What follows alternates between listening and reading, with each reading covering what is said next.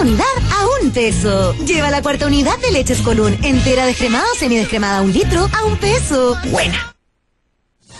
Son las 7 de la mañana con 35 minutos. Ayer el presidente electo de Estados Unidos, Donald Trump, anunció que su país se va a retirar del acuerdo transpacífico conocido como el TPP.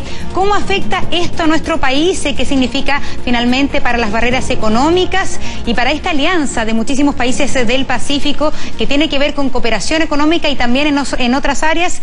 Se lo preguntamos al director del Centro de Estudios Internacionales de la Universidad Católica, Jorge Chad. ¿Qué tal, Jorge? Muy buenos días.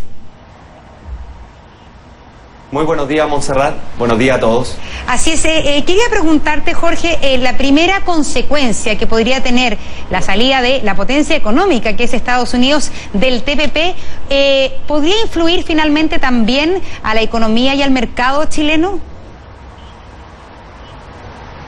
Lo primero que hay que señalar, Montserrat, es que no sabemos aún si el anuncio que hizo el presidente Trump es una estrategia de negociación o efectivamente va a continuar con su decisión de no aprobar el TPP en el Congreso.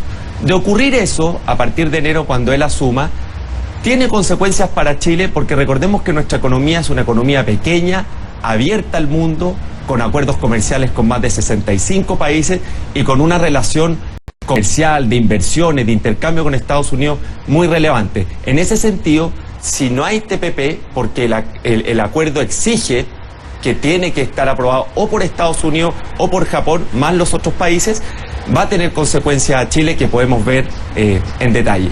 ¿Y cuáles serían esas consecuencias respecto, por ejemplo, a los productos que exporta nuestro país, Jorge?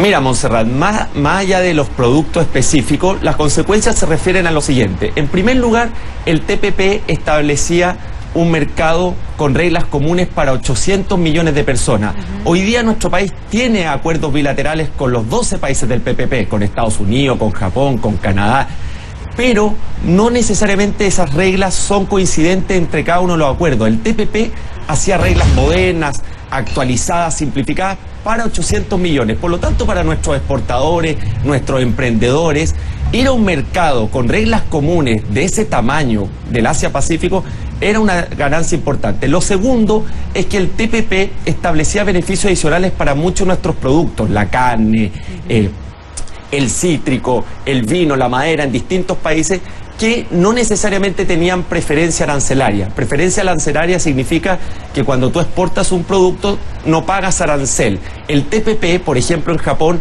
el 80% de los productos que estaban sin preferencia arancelaria, con el TPP bajaban arancel cero. Y finalmente, este acuerdo tenía una forma de solución de conflicto entre los países, conflictos comerciales, más expedito y más efectivo. Te pongo un ejemplo. Si tú exportas carne a Vietnam, con Vietnam nosotros tenemos un tratado bilateral de arancel cero, pero hoy día el proteccionismo es mucho más a través de normas, de leyes, de restricciones que imponen los países, y este acuerdo del TPP establecía un mecanismo mucho más expedito, efectivo, para solucionar cuando un país impone una restricción que dificulta que nosotros podamos enviar productos determinados. Así es, lo que pasa es que si uno piensa también, Hillary Clinton planteaba la revisión del TPP. Para nosotros como economías pequeñas nos conviene finalmente el mercado abierto con bajos aranceles, donde las exportaciones la verdad es que lleguen lo más fácil posible a distintos países. Pero mirando lo que pasa en Estados Unidos, esta tendencia finalmente al proteccionismo, o al menos la revisión que planteaba Hillary Clinton, tiene que ver también con una situación interna de la economía de Estados Unidos. ¿Le conviene a la economía de Estados Unidos finalmente no sumarse al TPP y aumentar medidas proteccionistas para revitalizar su economía?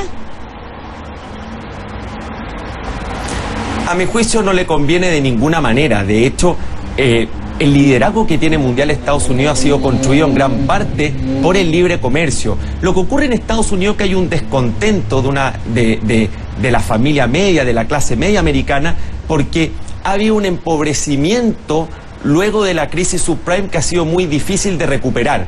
Por lo tanto, eso en campaña es caldo de cultivo para la retórica, para anunciar medidas proteccionistas, pero hoy día hay muchos estudios internacionales que muestran que la pérdida de empleo en Estados Unidos, más que debido al libre comercio es por el progreso tecnológico, es por la necesidad que tienen las personas de reconvertirse, es por las industrias que van cediendo para dar paso a nuevas tecnologías, a nuevas empresas, a innovación. Por lo tanto, lo que tenemos que ver, Montserrat, es cómo va a comportarse o cuál va a ser la transición de Trump versión candidato a Trump presidente. Y eso, sin lugar a dudas, tenemos que esperar un poco de tiempo y hoy día, digamos, asumir esta incertidumbre temporal hasta que no veamos las primeras señales de Trump ya como presidente y tomando medidas efectivas y teniendo que necesitar en muchas materias al Congreso y eventualmente a la Corte Suprema, como es el sistema institucional americano. Jorge, ¿y esto podría también afectar a los productos que importa Chile, a los que llegan a Chile, pensando en la gran cantidad, por ejemplo, de tecnología que llega a nuestro mercado? Incluso los precios son muy atractivos también para nuestros vecinos que vienen a comprar tecnología a nuestro país. La verdad es que yo no veo consecuencias directas en materia de las relaciones bilaterales que tenemos con Estados Unidos, el intercambio que desde el Tratado de Libre Comercio que tenemos hace 12 años con ese país ha cuadruplicado el intercambio comercial, de servicios. Pensemos hoy día, Montserrat, que nuestro principal socio cuando exportamos servicios, tecnología, conocimiento, es el propio Estados Unidos, quien además es nuestro principal inversionista extranjero.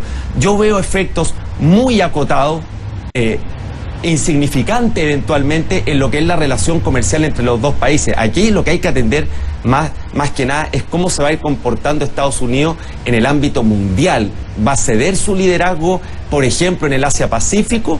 ¿Va a cederlo a China? ¿Va a continuarlo? Eso es lo que tenemos que ir despejando. Pero la relación entre ambos países comercial, de exportación en la minería, en celulosa, en vino, en frutas, por ejemplo, a California, yo no veo que vaya a haber mayores consecuencias. Así es, y queremos agradecer entonces a Jorge Chad, que estaba conversando con nosotros aquí en Tele 13 AM. Gracias, Jorge, buenos días. Buenos días, muchas gracias. Bueno, una de las preguntas también que plantea finalmente lo que va a ser la política económica de Donald Trump es si habrá un no acercamiento a China, privilegiando esto por sobre, por ejemplo, el TPP. ¿Sabe por qué le cuento esto? Porque estamos recibiendo la visita del primer ministro chino en estos días en nuestro país. Así que hay que estar atentos con las señales también que dé esta visita. 7:43, hacemos una pausa y ya volvemos.